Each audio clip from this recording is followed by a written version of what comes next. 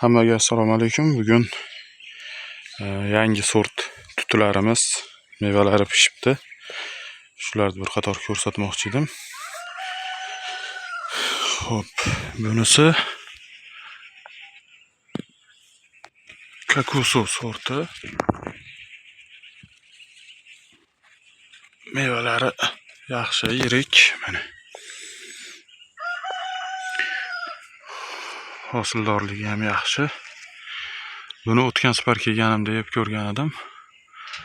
Shirin, nordonlik degan narsa yo'q, toza shirin tut ekan. Mazasi juda ham shirin. Endi buni yonida, xo'p, bunisi Illinois Everbearing degan sort edi. Bu shu uzoq vaqt meva beradigan sort.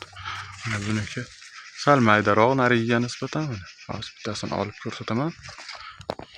Mana shu Illinois kichikroqi. Lekin buni yaxshi tomoni o'sha uzoq vaqt meva beradi. Yana bittasini uzamiz. Mana shu tepadagi ikkitasi Illinois. Lekin mazasida qanaqadir o'ziga xos ta'mi bor ekan, nordon shirin. Salpal shotni ham eslatadi. Mazasi yoqdi, yaxshi ekan mazasi. Endi buni yonida Thomas degan sortimiz bor. Shu bitta daraxtga 3 xil sort ulangan. Hozir buni ham uzib ko'rsataman.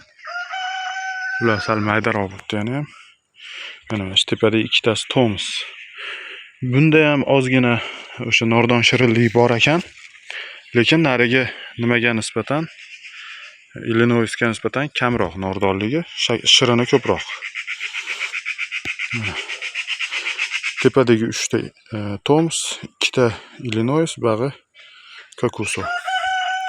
Hozircha eng hosildori bularning ichida endi Kokuso bo'lib turibdi.